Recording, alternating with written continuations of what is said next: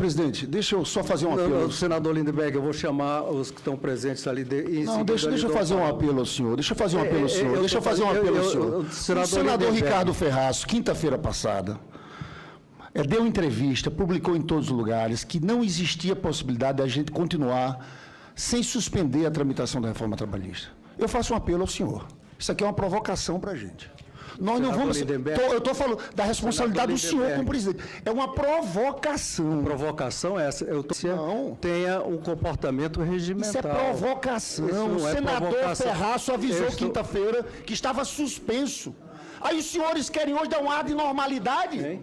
Como se não tivesse acontecido nada no Brasil, senador Tarcísio. Obstrução ao direito regimental. Estamos dando tudo da lei para os empresários e ainda tirando dos trabalhadores a possibilidade de eles terem aquilo que é a única coisa que permite um mínimo de equilíbrio, uma ação coletiva. Nós deveríamos, inclusive, de acordo com o momento que nós estamos vivendo hoje, reconhecer que não há clima para se aprovar no Brasil uma proposta como essa. Estão agindo aqui como se nós estivéssemos vivendo no Brasil em condição normal. Não sabemos se esse governo leva mais uma semana, 2 ou 3. Como é que nós nos arvoramos o direito de discutir um tema com essa importância? Eu li primeiro na grande imprensa que a reforma trabalhista estava suspensa a sua tramitação. Mas antes de ir à tribuna, tive a satisfação de conversar com o relator, senador Ricardo Ferraz. Liguei para ele, de pronto ele me atendeu e me disse exatamente isso. Está suspensa a tramitação. Ele me disse, está suspensa a tramitação porque eu acho que não há clima nessa crise que está passando o país. Nós sabemos que numa peça, quando vai a voto, a palavra do relator é fundamental. Eu confiei plenamente no relator. É inteligente ou é só oportunismo de querer que um governo de apoio popular quase que zero passe todas as maldades contra os trabalhadores? Espanha fez alterações semelhantes a essa em 2009. Resultado, abril de 2008, tinha 8,5% de desemprego. Julho de 2010, 12,3% de desemprego. O FMI recomenda à Espanha que retome o que tinha antes, porque as reformas só trouxeram prejuízo para todos os trabalhadores. Da Fiesp aponta que 73% dos empresários paulistas pensam que a reforma trabalhista não incentiva a geração de emprego. Quem é que manda dentro de uma fábrica? É o sindicato? É o trabalhador? Quem manda é o empregador. Na última audiência que tivemos nessa mesma comissão, veio aqui um dirigente que defendia a reforma e ele disse aqui na frente, da Fundação Getúlio Vargas, se não me engano, o Sebastião Neri, ele disse, vamos parar de brincadeira, ele disse. Quem manda dentro da fábrica é o patrão. Ele disse aqui dentro. Eu digo, olha, seu argumento eu vou usar eternamente. E que negociação é essa? Olha, querer vender para a população que o negociado abaixo do legislado é bom, isso é brincadeira, é piada. É tirar o povo brasileiro para idiota ou para burro. Se eu tenho já na lei, agora eu vou me sentar com o empregador, com todo o seu aparato de juristas, advogados, direitos humanos, e eu do lado de lá, e o negociado é bom. Abaixo do legislado. O mínimo, pessoal, num país como o nosso, é assegurar para o trabalhador a legislação que está na CLT. Acima, a livre negociação. Se der para dar 1%, 2%, tudo bem, não deu, não deu. Vou revogar até os contratos anteriores e dizem que é bom. Se eu tinha um acordo firmado, eu presidi o Sindicato Metalúrgico de Canoas, eu tinha um acordo firmado, não deu um entendimento com o empregador. Digo, uma moçada, não avançou, mas temos garantido pelo menos o contrato igual como estava antes, o acordo, a convenção coletiva, seja o que for. Agora não, volta a zero. Eu tenho que rezar para que ele aceite o mesmo contrato anterior, mas não avançar uma vírgula. Isso é bom? Almoço de 30 minutos, nesse espírito negociado contra o legislado. Vocês sabem o que é ficar numa fila, estar na produção, com macacão, sair correndo, ir lá lavar as mãos, lavar o rosto e ir no banheiro. Vocês sabem o que é isso? A maioria aqui acho que não sabe. Como é que é o mundo dentro de uma fábrica. É lá que essa lei vai ser aplicada. Eu fiquei 20 anos dentro da fábrica. Eu amassava barro, fazendo moldes para entrar depois do ferro fundido. Eu tirava o molde, entrava o ferro fundido. Aí me dava o molde do almoço, eu achava pouco, e não dava, estava cansado. Agora poderá ser 30 minutos. E tem projeto aqui nessa casa que pede que seja 15 ainda. 15. Não vou dizer o nome do senador, respeito a ele. Aqui no Senado, 15. Hoje é ministro do governo. É justo isso? Querer que em 30 minutos eu vá no banheiro, almoce, aí a bandeja não pode deixar em cima da mesa, não. Não é que a gente chega no restaurante bonitinho, todos nós, né? Tem que pegar a bandeja, entregar de volta e depois ir para a fila de novo, bater o cartão de novo, para mostrar que não ficou fora, e ir lá para a linha de produção. Faça isso em 30 minutos. Eu dou um prêmio para quem conseguir fazer isso. Conquistas que vocês sabem. A peleia que foi desde Getúlio até hoje. Só que ninguém deu de graça para o povo brasileiro. Foi muita peleia, muita negociação, mérito do trabalhador, mérito também dos empresários. E o relatório veio para cá, e o senhor relator mandou, e a Câmara votou sem conhecer. Perguntei para os deputados. Vou saber, pai, não li isso. Mas vamos fazer um diálogo, um debate. Que debate coisa não, pai, não sou louco. Não sei nem o que está escrito aí dentro. Eu fui no debate com o vice-líder do governo. Ele falou 15 minutos, depois era a minha vez de falar. Ele me disse, ô pai, segura um pouquinho aí, estou abraçando o Romero, viu? Segura um pouquinho aqui. Não, né? Não foi você. Segura que eu só vou no banheiro. Na cidade dele, presidente. E aí eu vou terminar isso. Na cidade dele. Sabe o que ele fez? Opa, não posso dizer o nome dele. Vice-líder do governo de Juiz. Ele foi no banheiro. O pessoal vaiou aquela coisa toda. Não vai fugir, hein? Eu estou até hoje esperando ele voltar do banheiro. Quando perguntado para o empresário e para o trabalhador, quem ganha com essa reforma? O que diz os empresários? Ah, para nós é bom. E o trabalhador diz, para eles é bom. Não pode. Quando bom é só para um lado, algo está errado. E também fazer uma referência ao senador Pedro Chaves, que acho que não está presente, que se contrapôs ao meu argumento, dizendo que eu fiz uma apresentação ideológica, né? Eu pergunto ao senador, o que é ideológico? Ideológico é defender a cidadania social presente na Constituição da República Federativa do Brasil. Isso é ideológico? Né? Ideológico é dizer que um pacto social que foi construído pelas forças populares que lutaram contra a ditadura militar, pela redemocratização do país, selaram nos anos 70 e 80, tá certo?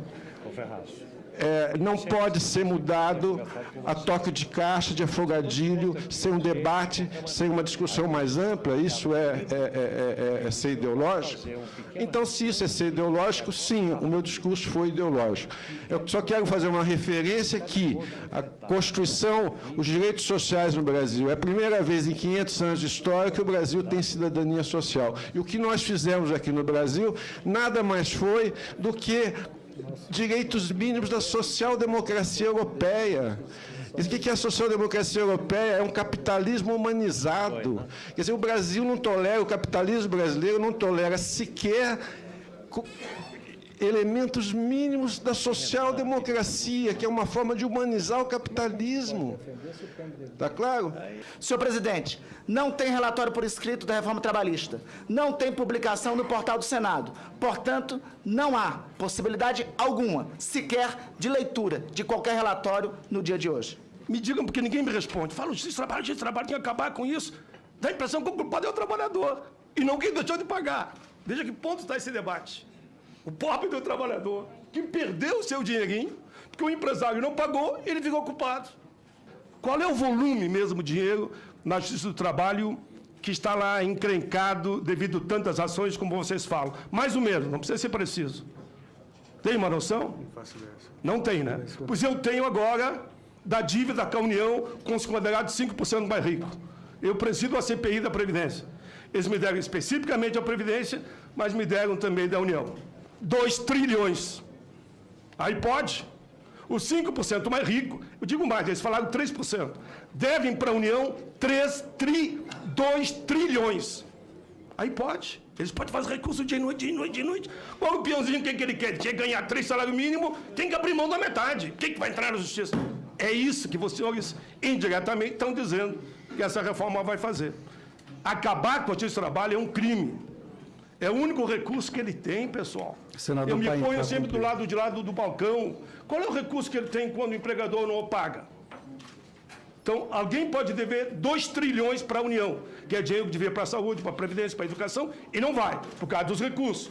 Agora, se o peãozinho faz o seu recursozinho lá via o advogado, que agora ele vai ter que assinar para dentro da fábrica, que está abrindo mão de tudo, aí não pode.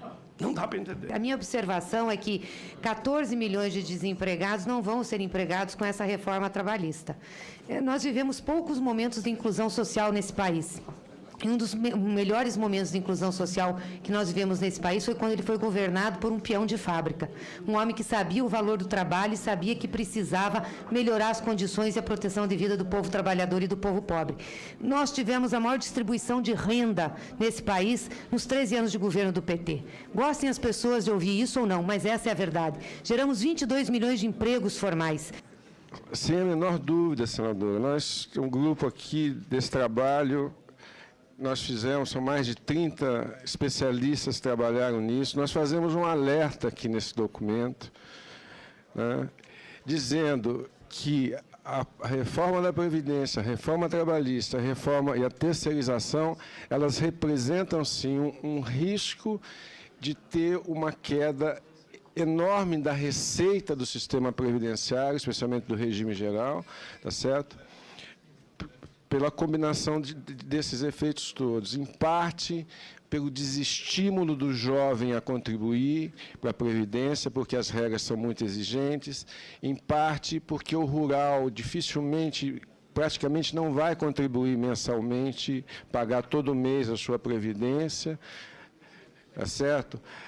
Em parte porque as pessoas, pela informalidade, pela rotatividade, elas veem que não vão conseguir atingir, então também são estimuladas, em parte porque há um marketing tão negativo da Previdência Pública que quem tem um pouco mais de renda, os 20%, 10% tem mais renda, vai para o setor privado.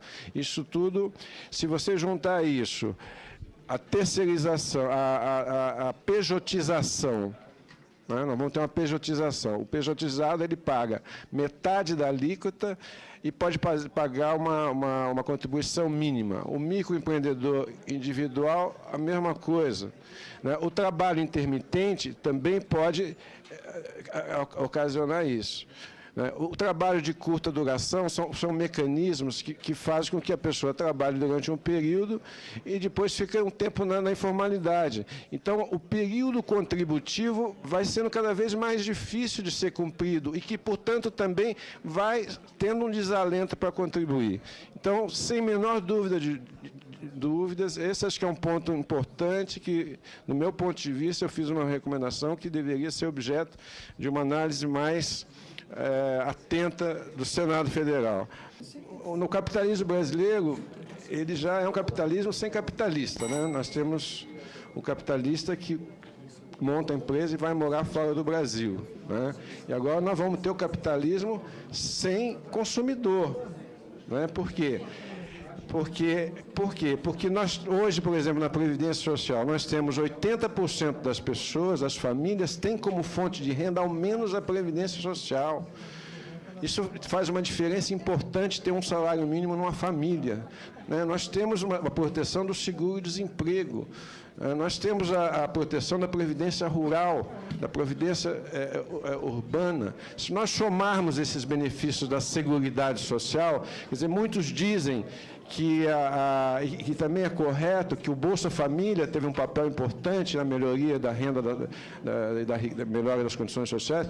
Teve importância, mas o que foi mais importante foi geração de emprego, salário mínimo e Seguridade Social. A Seguridade Social, se os senhores somarem previdência urbana, previdência rural, benefício, seguro-desemprego, e o benefício de prestação continuada, são cerca de 40 milhões de benefícios mensais.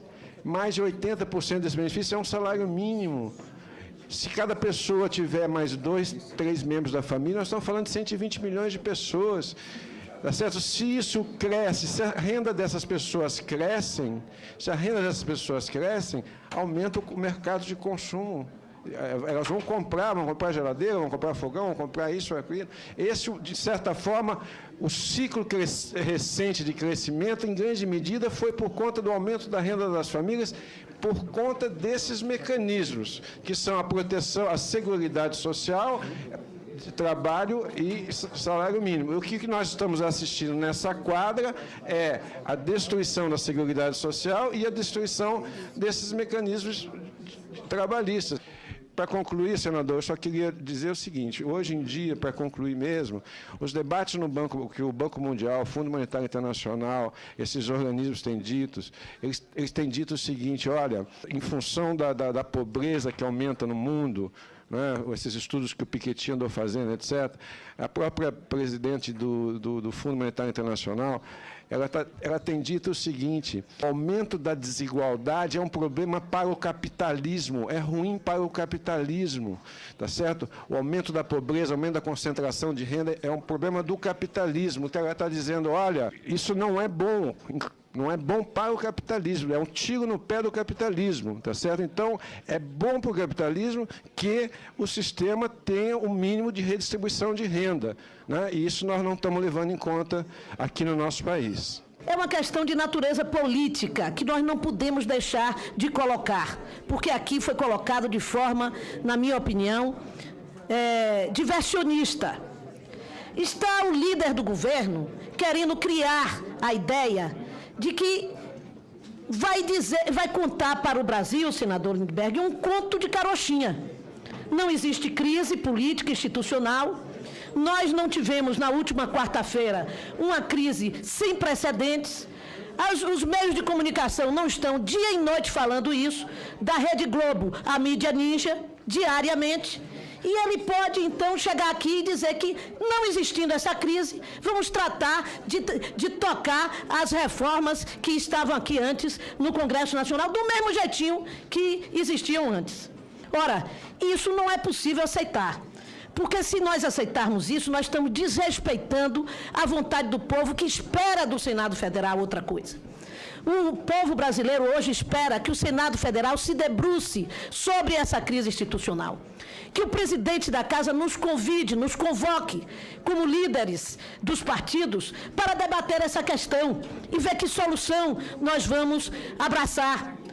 O senador Ricardo Ferraço, que é por quem eu tenho um grande respeito e amizade, disse no dia 18 de maio, 12h52, no seu Twitter: amigos, diante da gravidade do momento que vive o país, o bom senso determina que é necessário priorizar a solução da crise institucional para depois darmos desdobramento ao debate relacionado à reforma trabalhista. Portanto, na condição de relator do projeto, anuncio que o calendário de discussão está suspenso. Fez corretamente o senador Ricardo Ferraço, com a responsabilidade que tem. E, na minha opinião, eu aprovo e aplaudo essa decisão do senador, que, na minha opinião, permanece como necessária, porque não é possível que nós nos coloquemos numa bolha. Brasília e o Congresso Nacional estão numa bolha sem ouvir o que está acontecendo lá fora no Brasil.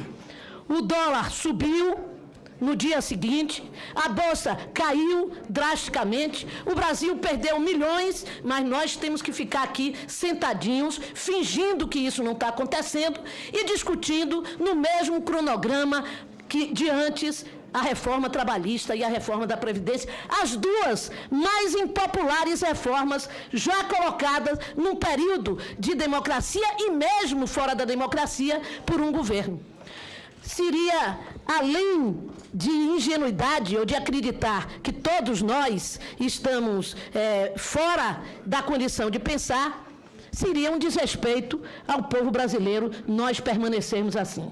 Portanto, eu quero dizer que não é possível nós ignorarmos a crise, que os líderes do Congresso Nacional devem se dirigir ao presidente Eunício, solicitar uma reunião e vamos tratar quais são as questões que levam a esta crise institucional e quais são as saídas que nós, como Senado, podemos avançar para dar a essa situação que nós enfrentamos no momento. Enfrentamos todos de forma coletiva, porque quando o Brasil enfrenta, nós todos estamos enfrentando. Claro, eu não vou nem dar o trabalho de pedir artigo 14, pelo amor de Deus. Olha, eu quero primeiro saudar aqui a presença do senador Renan Calheiros. Eu acho que o senador Renan Calheiros pode nos ajudar a sair desse impasse. Porque, sinceramente, senador Fernando Bezerra, nós todos escutamos a fala do relator na quinta-feira. Eu não vou repetir aqui a mensagem no Facebook dele, falando da grave crise institucional, que estavam suspensos aquele calendário relacionado à reforma trabalhista. Todo mundo aqui, eu fiz discurso no plenário, o senador Paulo Paim também fez discurso no plenário. Porque para a gente, hoje, chega a ser desrespeito colocar para ler o relatório. Está faltando, senador Renan Calheiros, um papel aqui, inclusive temos que chamar o presidente Eunício para reunir os líderes, para reorganizar o trabalho. Nós nos sentimos desrespeitados, sabe por quê, senador Ricardo Ferraz? Fica parecendo o seguinte, é uma manobra para proteger Temer o que está acontecendo aqui. Porque o que é Temer? O que é Temer? É dizer, olha, não está acontecendo nada. O governo tem força, está vendo? As reformas estão andando. Os senhores estão nos usando nesse debate e na leitura do relatório para passar essa ideia de normalidade para o país. Não tem normalidade, senhores. O empresário Joesley falou de uma mesada de 500 mil para o Temer.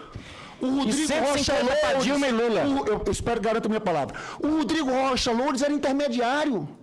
Falou de silenciar a Cunha, de prevaricação que estava comprando juízes, procuradores. E nós vamos fazer de conta que não tem nada acontecendo aqui, para passar o sinal para o mercado. Ah, não, Temer ainda tem força.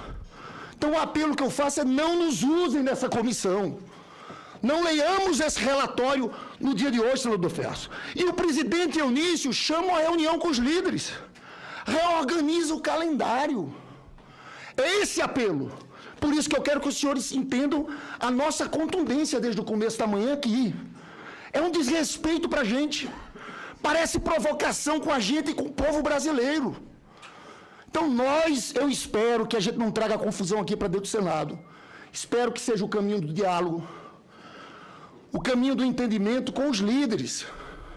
E vou agora entrar no debate aqui. Porque tem gente citando também que para a economia é fundamental que a gente vote as reformas, tudo. Eu quero pegar um economista que não tem nada a ver. É um economista liberal, que pensa diferente do que eu penso.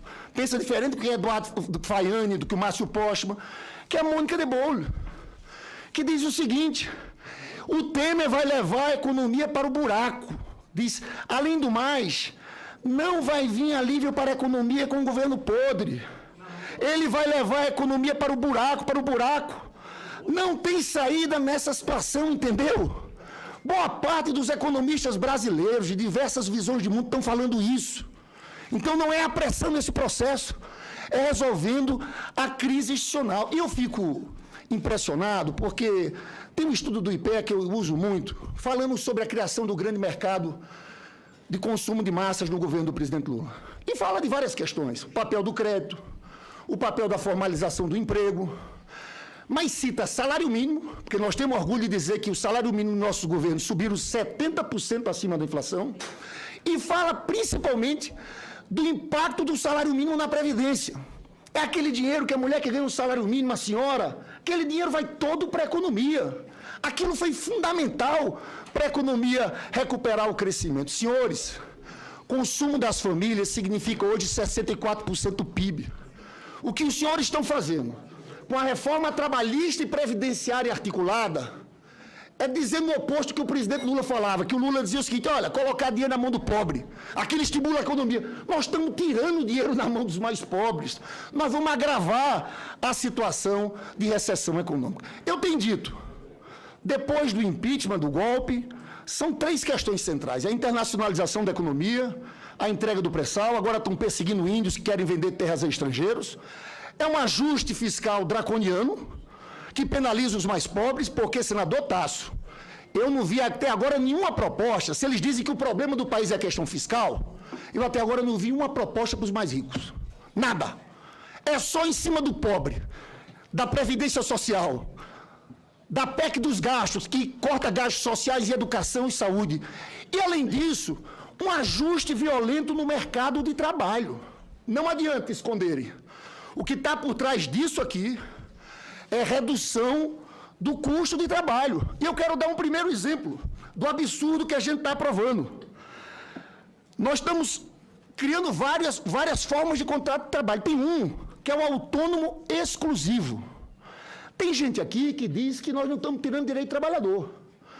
O autônomo exclusivo não tem direito a 13º. Não tem direito a férias. FGTS. O piso da categoria. Um eletricista, senador Renan, que hoje era obrigado a ser contratado por tempo indeterminado pela jornada integral, que trabalhava 8 horas, 44 horas por semana, ele pode ser contratado como autônomo exclusivo, como se fosse um empresário. E o mais grave, isso é que é grave, mantendo o papel de subordinação e mantendo exclusividade. Hoje em dia isso não pode. Olha o escândalo que a gente está apresentando isso aqui. E a senadora Gleice foi muito feliz. Então, para o autônomo exclusivo não tem férias. Nós temos 57 dias de férias. Juiz no Brasil tem 2 meses e meio de férias. É um escândalo passar um projeto desse que penaliza os mais pobres. Aqui a gente fez um esforço para colocar o teto. Nós aprovamos o teto de 33 mil aqui. Não foi aprovado na Câmara. Tem juiz recebendo 70 mil reais, 80 mil reais, com 2 meses e meio de férias. Aí vamos nós aqui acabar com as férias dos trabalhadores. Aí vamos nós aqui dizer que 1 hora de almoço pode ser reduzido para 30 minutos. Aí vamos nós aqui dizer que o trabalhador, que hoje tem uma jornada diária de 8 horas, pode aumentar para 12 horas. Os senhores não estão entendendo o que está acontecendo no país. Eu, sinceramente, para acabar, senador Tasso, isso aqui parece que os senhores querem colocar o país numa guerra de classes. Isso aqui vai ter resposta. Parece que quer levar o país a uma situação de convulsão social. Por isso, eu encerro a minha fala. Não quero falar aqui que não vai dar tempo. Eu queria falar de muitas outras coisas. O trabalho intermitente, porque ao contrário de puxar gente que está na informalidade, sabe o que vai acontecer com o trabalho intermitente? Um garçom lá no Rio de Janeiro, que hoje é contratado pelo tempo indeterminado, por jornada integral, 8 horas diárias, recebe horas extras, 44 horas semanais, sabe o que vai acontecer com ele? Vai ficar num trabalho intermitente, que na Inglaterra chamam 0 hora, 0 salário. Ele vai ficar à espera do patrão chamar. Diz, olha, amanhã eu quero você por 2 horas, de 8 horas da noite a 10 da noite. Depois de amanhã eu quero você por 6 horas, 6 horas da manhã, meio-dia. Como é que ele planeja a vida dele? Como é que ele se organiza? E sabe que no dia que ele faltar, tem uma multa de 50%. Ou seja, em tese, ele pode receber menos que o salário mínimo e pode acabar o mês devendo ao patrão. Eu só espero, senador Tasso, e eu concluo, Vossa Excelência é um conciliador, talvez não tenha entendido um pouco o clima do nosso lado hoje. Vossa Excelência perdeu o início da minha fala. Para nós, de fato, é uma provocação a gente ler esse relatório no dia de hoje. Eu expliquei aqui os motivos. E a gente está propondo aqui um entendimento que passa pelo diálogo, pela reunião do Colégio de Líderes. Porque, vou repetir porque Vossa Excelência não estava. Se o senhor deixar, ele fala até de tarde. Ler esse relatório do jeito que está hoje parece uma manobra para proteger Temer, senador Tasso. Para dizer que não está acontecendo nada, que nós estamos andando com essa reforma, nós não vamos aceitar participar de um processo como esse. E eu faço apelo a Vossa Excelência também, que ligue para o presidente da Casa, senador Eunício Oliveira, que chame uma reunião emergencial para a gente acertar um novo cronograma, uma discussão a ser feita aqui no Senado Federal. Muito obrigado. Depois, que mentira é essa? É preciso ajeitar essa CLT porque ela está caduca. É preciso modernizá-la. Mentira. Ao longo desses anos, 85% da CLT inclusive sofreu alterações. Agora, não alterações como querem fazer agora, para desmontar, para destruir a CLT, repito, naquilo que ela tem de importante, que é de proteção do direito do trabalhador. É uma casa de entendimentos, de construção de saídas. E o senador Tasso Gereissati, que já foi governador, que já se encontrou em situações de discussão difíceis quando era governador e sempre construiu saídas. Nós temos clareza que temos um governo agonizante, um governo que, no sábado, ajuizou um processo para trancar o seu inquérito no Supremo Tribunal Federal e ontem foi obrigado a retirar esse pedido de trancamento do seu inquérito porque sabia que ia perder. É dentro desse contexto que nós estamos fazendo essa discussão. O capital e o trabalho no Brasil já construiu muitos entendimentos. E esses entendimentos só são razoáveis quando as duas partes saem satisfeitas. Não tem hoje um sindicato, uma federação, uma confederação ou uma central de trabalhadores que defenda isso. Isso é o trabalho, como nós sabemos. E temos, no mundo do capital, no mundo empregador, muitas dúvidas se isso vai dar certo ou não. Ele vai fazer com que os 50% formais, que são empregos de melhor qualidade, muito provavelmente em 5, 10 anos, tenham esse status rebaixado, né? Empregos de pior qualidade, mais informais, etc. Ainda do meu ponto de vista, isso tem impactos significativos sobre as receitas, a redução das receitas do Estado, e isso, como eu mencionei aqui, provavelmente pode ter um impacto muito significativo na queda das receitas da Previdência Social. Queria concordar com a posição dos senadores, que enfatizam que o problema hoje do Senado, talvez o que fosse mais prioritário, é enfrentar a crise institucional. Eu quero concordar com essa posição. E, finalmente, eu queria dizer que eu, como professor universitário, eu não posso concordar com essa imagem, com essa figura que foi criada, que é reproduzida amplamente, inclusive pelo ministro da Fazenda, que foi aqui mencionado, de que o futuro do Brasil, o futuro da nação, depende da reforma da Previdência e da reforma trabalhista.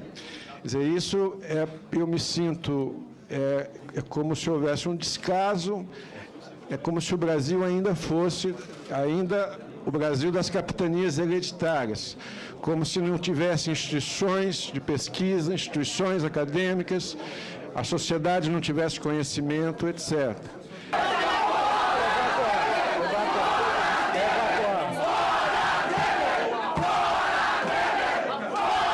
Está suspensa a reunião.